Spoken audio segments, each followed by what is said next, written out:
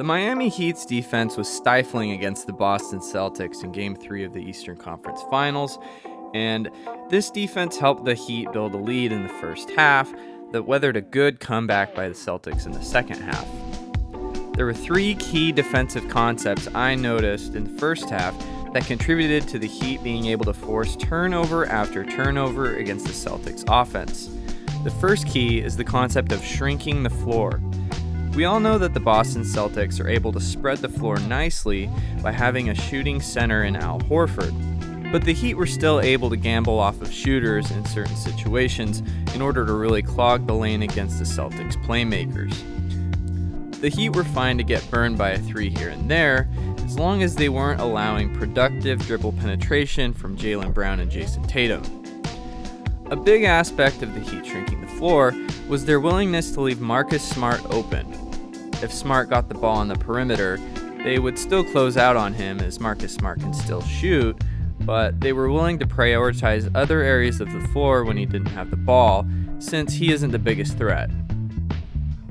Here's a play where PJ Tucker gets switched onto Smart, and Tatum tries to drive on a mismatch.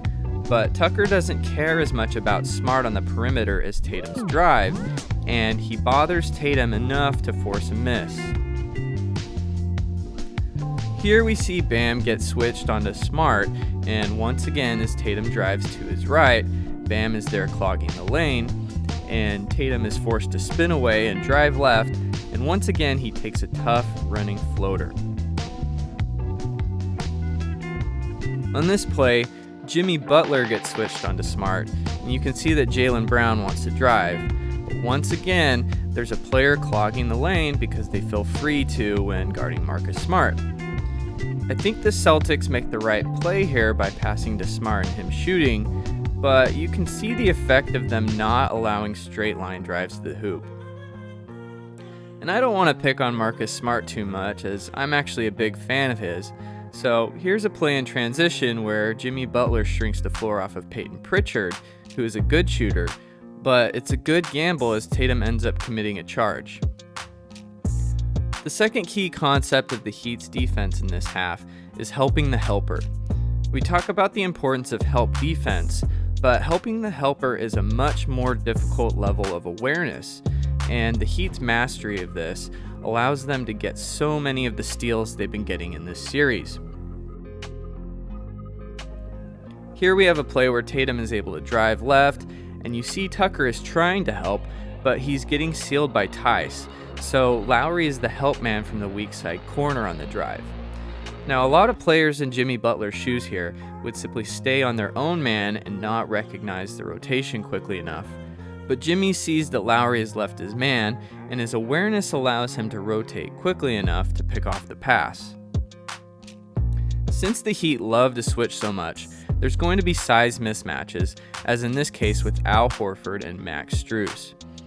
So the Heat will bring in an extra defender from the weak side along the baseline, ready to help out in case Horford tries to post up against the smaller defender.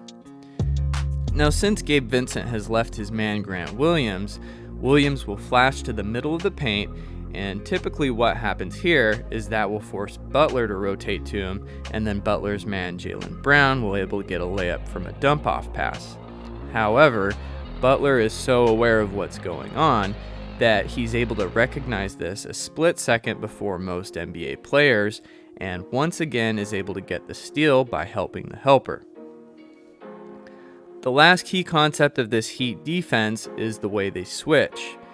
We all talk about how this has become a switch-heavy league, but there's different ways to switch, and the way the Heat usually do it is by switching on the top side, so that entry passes over the top are difficult to make and frequently get stolen. On this play, there isn't a switch because Lowry is already cross-matched onto Horford, but Horford looks to post up on Lowry, and Lowry fronts him in order to disrupt the entry pass. Then you'll see Strus look to help from the weak side along the baseline, and once again, the Celtics' counter to this is a flash to the middle of the paint. Once the man on the flash gets the ball, it should theoretically be an easy high-low opportunity to get the ball to Horford despite the fronting defense. The weak side help is removed due to the shot threat of Tice, and the pass is shorter, so it should be an easy pass to whip over the top. But Strus plays it perfectly and the Heat get a steal.